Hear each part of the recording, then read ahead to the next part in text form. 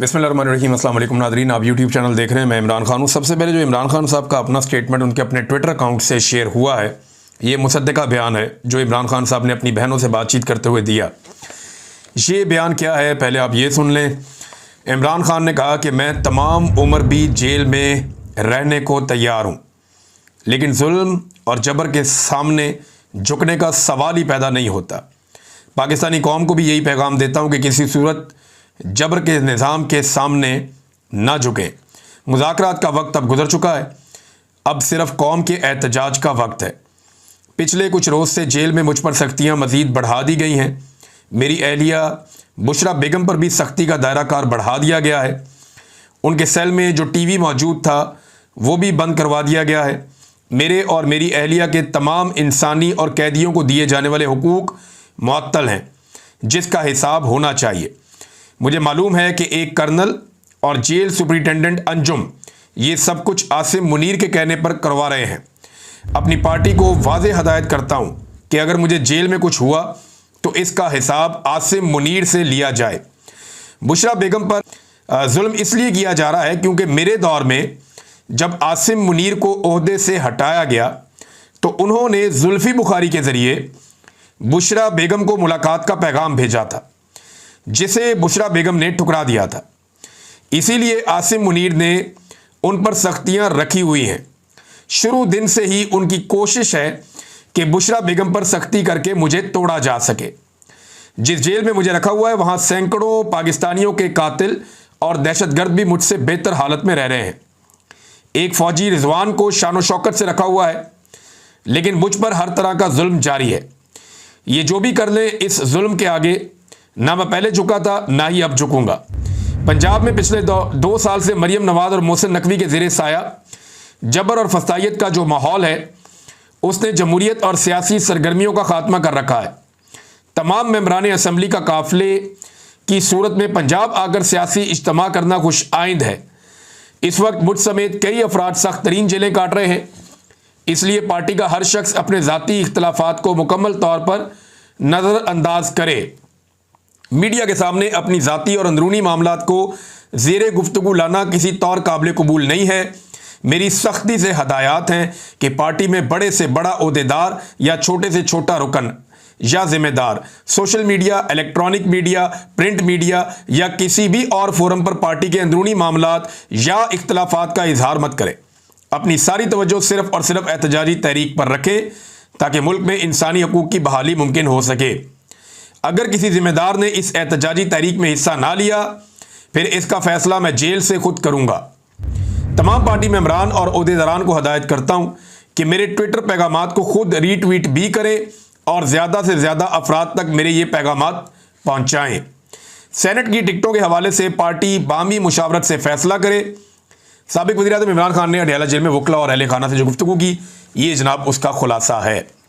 लगभग 15-16 हज़ार दफ़ा ये रीट्वीट हो गया अब तक। जब मैं ये वीडियो रिकॉर्ड कर रहा हूँ 16 हज़ार मरतबा इमरान खान साहब का ये बयान। अभी भी बिलाशुबा इमरान खान साहब का जो ये ट्विटर हैंडल है, ये पाकिस्तान का सबसे तगड़ा और बड़ा ट्विटर हैंडल है। यहाँ से सबसे ज़्यादा चीज़ें वायरल होती हैं। पाकिस्तान के तमाम अखबारात की सर्कुलेशन आप एक तरफ कर दें और इमरान खान के अकेले एक ट्वीट की सर्कुलेशन आप एक तरफ कर दें तो पूरी दुनिया तक ये मालूमात ज़्यादा जाती हैं। लोग पढ़ते तो मिलियंस के अंदर है, वो तो बहुत बड़ी तादाद में है।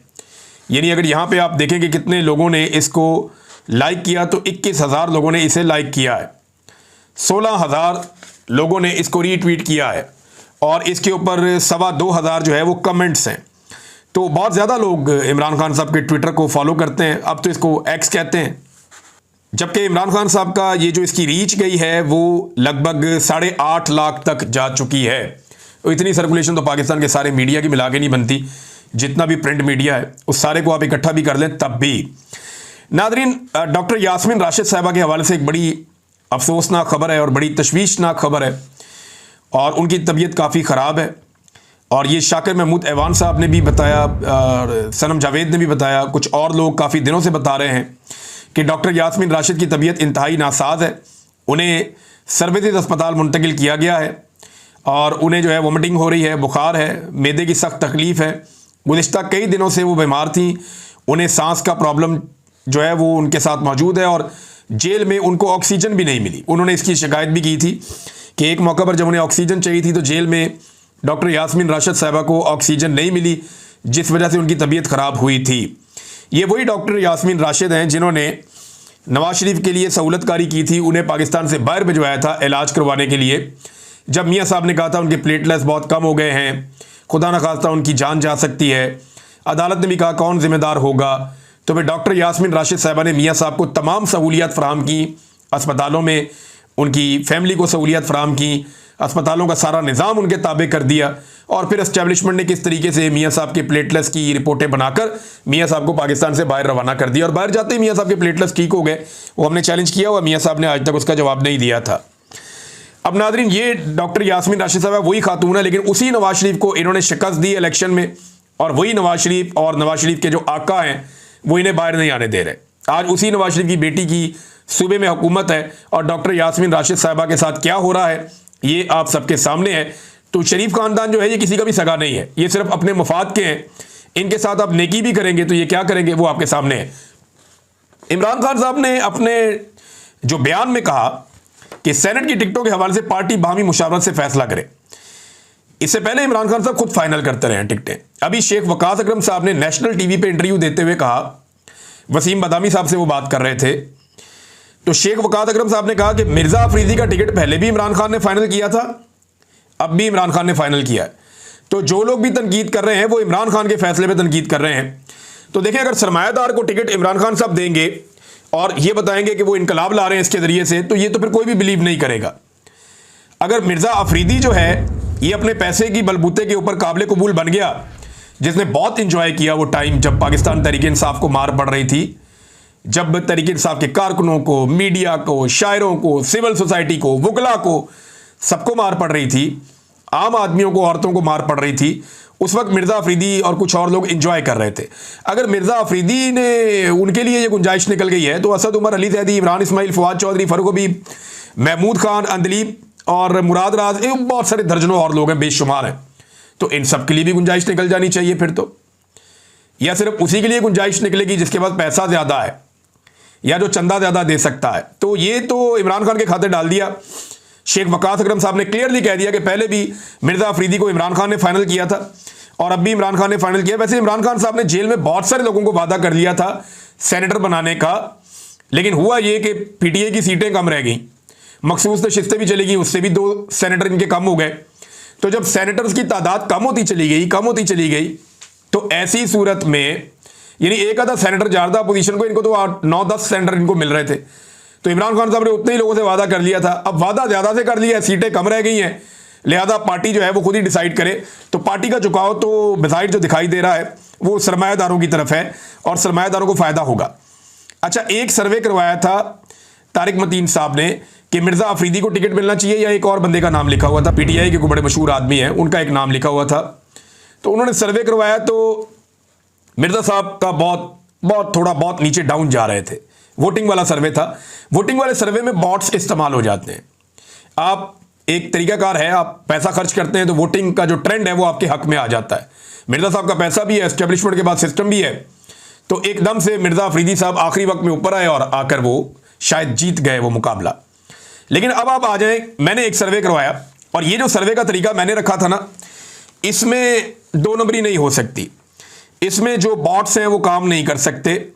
उसकी वजह यह है कि यहां हम सवाल करते हैं 1 और 2 को लेकर, यानी अगर आप बचना चाहते हैं, नॉर्मली वैसे अगर आप ट्विटर के ऊपर, एक्स के ऊपर सर्वे करवाएं और उसको खरीदा ना जाए, उसके अंदर जो है वो इन्वॉल्वमेंट ना की जाए बॉट्स की, तो फिर वो ठीक सर्वे होता है।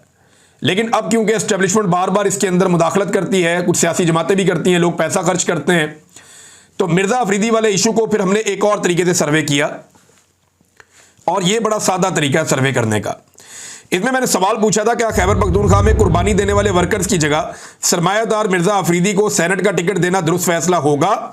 अब ये फैसला कोई भी करे, चाहे इमरान खान करे, चाहे अली अमीन करे, चाहे कोई भी करे, बैरिस्टर गौर करे, कुछ लोग कह रहे हैं सलमान अकरम राजा ने इस पर एतराज़ किया है, बहरहाल जो भी फैसला करे, तो ये फैसला दुरुस्त होगा या गलत होगा? तो हमने हाँ के लिए 1 का ऑप्शन दिया था और नहीं के लिए 2 का ऑप्शन दिया था। अब तक जो मुझे इस पे वोट मौसूल हुए हैं वो लगभग 7,800 के करीब है। 7800 वोट इस पे अभी तक पड़े हैं कमेंट्स में 1 और 2 लेकर, और मैंने अपनी टीम को बड़ा लंबा टाइम दिया कि आप इसको जज करें और मुझे बताएं कि कितना वोट किसको पड़ा है। तो 100-150 वोट के बाद कोई एक आधा वोट पड़ता है मिर्ज़ा अफरीदी को। ये आप निकाल लें, ये सबकी अमानत है, आप निकालें और निकाल कर आप चेक कर लें, आपको फौरन पता चल जाएगा। आप निकाल लेना और निकाल कर पढ़ना शुरू कर दें, 1 कितनी दफ़ा लिखा हुआ है, 2 कितनी दफ़ा लिखा हुआ है। लोगों ने ही डाले ना ये वोट सारे, तो आपको 1 मिलेगा 100-150 के बाद, यानी लगभग 1-2% मैक्सिमम भी लगाएं, चले 3%। लेकिन मिर्ज़ा अफरीदी को लोग वोट नहीं कर रहे। ये मैं अवामी राय बता रहा हूं, आम आदमी ये कह रहा है। लेकिन पाकिस्तान तहरीक इंसाफ या इमरान खान साहब ने अगर मिर्ज़ा अफरीदी को टिकट देने का फैसला किया है, या उन्हें अपने वोट जो आज़ाद उम्मीदवारों के वोट हैं वो उन्हें देने का फैसला किया है, तो ये उनकी पार्टी है, उनकी अपनी मर्जी है। लेकिन ऐसे सरमायादारों के घरों से इनकलाब नहीं आया करता, फिर ये कंट्राडिक्शन हो जाएगी। अच्छा, पाकिस्तान तहरीक इंसाफ के पास नाजरीन इस वक्त भी एक डील मौजूद है, ये मैं आपको बता देता हूं। इसी की बुनियाद पे पाकिस्तान तहरीक इंसाफ के लोग कुछ बातें कर रहे हैं। जुल्फी बुखारी साहब से जो है वो गए अमेरिका में, सेनेट में, वहाँ पे जाके उन्होंने सेनेट के सामने मामलात रखे।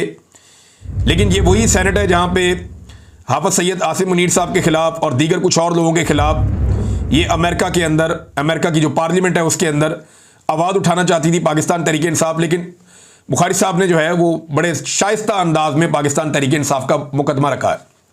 इसमें एस्टेब्लिशमेंट का वर्ड वो यूज़ करते रहे, लेकिन आसिम मुनीर का लफ्ज़ उन्होंने इस्तेमाल नहीं किया, जिसपे पाकिस्तान की मिलिट्री एस्टेब्लिशमेंट को बड़ा जो है वो तकलीफ होती है, वो मना करते हैं इससे।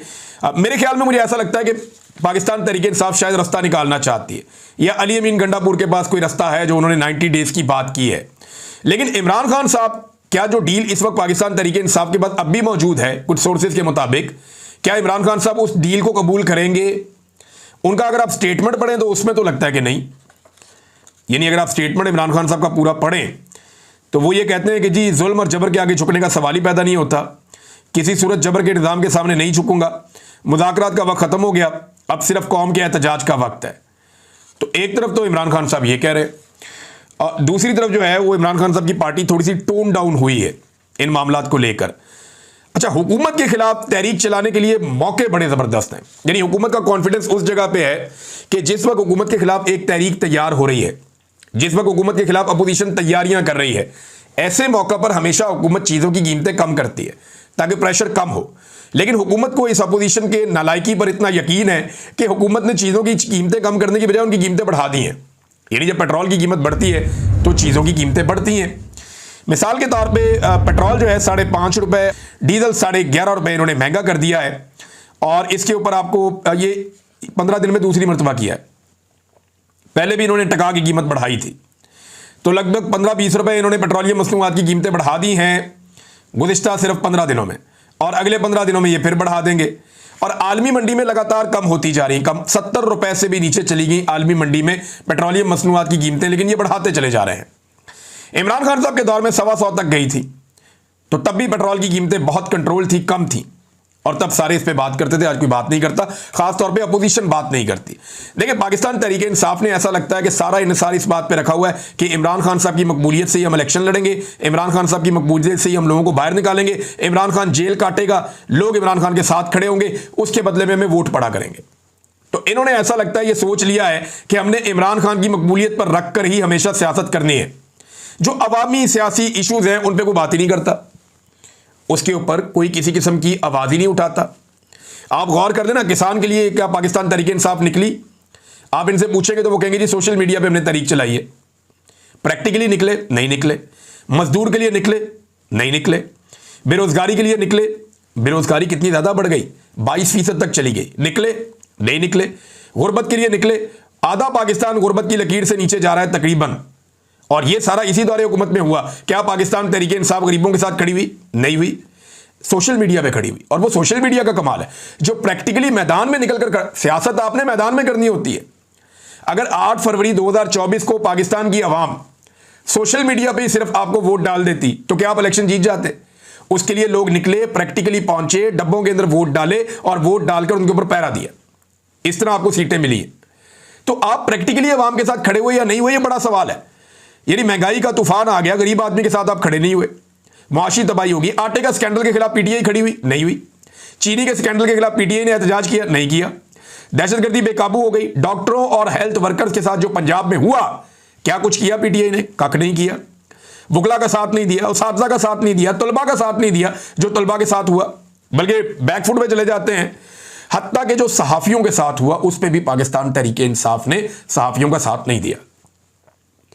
इमरान खान के दौर में सहाफ़ियों को थोड़ी मार पड़ती थी ना, तो सारी अपोजिशन इकट्ठी होकर सहाफ़ियों के साथ खड़ी हो जाती थी। आज इस दौर में सहाफ़ियों को बहुत मार पड़ रही है, लेकिन पाकिस्तान तहरीक इंसाफ के लोग सहाफ़ियों का इवन नाम लेने तक के लिए भी तैयार नहीं है, खड़े होने के लिए तैयार नहीं है। कोई बंदा खड़े होने के लिए तैयार नहीं। जिन लोगों को जबरी तौर पे लापता किया गया, मैं अपनी मिसाल आपको देता हूं। जमात इस्लामी के लोग मुझे मिलने आए, नून लीग के लोग मिलने आए, कुछ पीपल्स पार्टी के लोगों ने भी राब्ता किया। जब मैं जबरी तौर पे लापता होकर वापस आया, पीटीआई को बंदा मिलने ही नहीं आता था, डरते थे सारे। बल्कि जो राब्ता करते थे वो कहते थे इमरान साहब आप बोलना बंद कर दें।